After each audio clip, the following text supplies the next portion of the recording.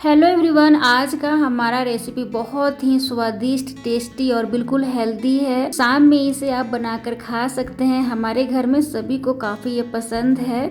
तो इसे बनाने के लिए स्प्राउट का इस्तेमाल करेंगे। तो यहाँ पे मैंने सिर्फ मूंग और चना लिया है। तो देखिए मैं क्या करती हूँ ना, हमेशा ना बीच बीच में बदलते रहती हूँ। कभी मूंग चना तो कभी मूंगफली, गेहूँ, मसूर, अजवाइन, मेथी और सफ़ेद तिल, ये सभी जो होते हैं ना, मैं मिक्स करके हमेशा बदल बदल कर बनाती हूँ। कभी मिक्स करके तो कभी अलग अलग। तो इस बार जो मैंने बनाया है, इस बार मैंने सिर्फ काला चना और मूंग का ही स्प्राउट बनाया है। कढ़ाई में मैंने आधा कटोरी के करीब डाला है और बिल्कुल थोड़ा सा नमक डालना है और बिल्कुल ही थोड़ा सा पानी डालना है और इसे अच्छी तरह से मिक्स करके उबलने के लिए छोड़ दीजिएगा।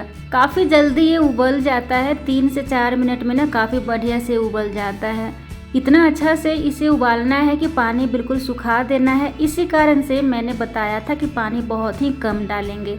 काफ़ी बढ़िया से ये उबल चुका है, पानी भी सूख चुका है। तो मैंने गैस ऑफ कर दिया है और इसे अब एक बर्तन में यानी कि प्याले में निकालेंगे। तो देखिए इसमें क्या क्या डालेंगे। तो यहाँ पे बारीक कटा हुआ प्याज डालना है, बारीक कटा हुआ खीरा, बारीक कटा हुआ टमाटर, धनिया पत्ता और यहाँ पे मैंने ना अदरक लिया है। इसमें ना अदरक डालिएगा, बहुत अच्छा लगता है। अदरक डालने से ना स्वाद इसका ना 2 गुना 3 गुना बढ़ जाता है। तो थोड़ा सा इसे अदरक को कद्दूकस करके या फिर कट करके भी बारीक काट कर भी डाल सकते हैं। थोड़ा सा नींबू का रस डालेंगे। यहाँ पे थोड़ा सा भुना हुआ जीरा पाउडर और बिल्कुल ही थोड़ा सा काली मिर्च और थोड़ा सा काला नमक डालकर अच्छी तरह से मिला देना है।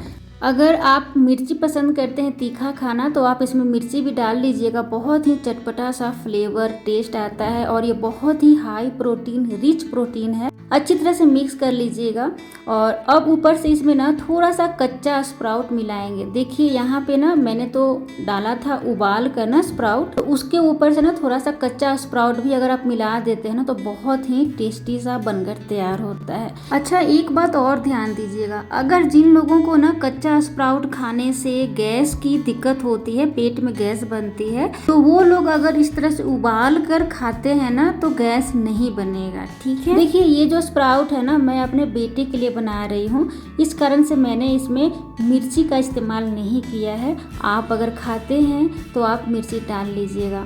अब इसे एक प्लेट में निकालेंगे और प्लेट में निकालने के बाद ऊपर से दोबारा से टमाटर, प्याज, खीरा, मूली पत्ता, मूली, धनिया पत्ता, हरी मिर्च, कुछ भी डाल सकते हैं। जो सब्जी आपको कच्चा खाना पसंद है वो आप इसमें डाल सकते हैं। खाने में बहुत ही स्वादिष्ट बनकर तैयार होता है। तो मेरी वीडियो पसंद आए तो ज़रूर लाइक सब्सक्राइब कीजिएगा। Thank you so much.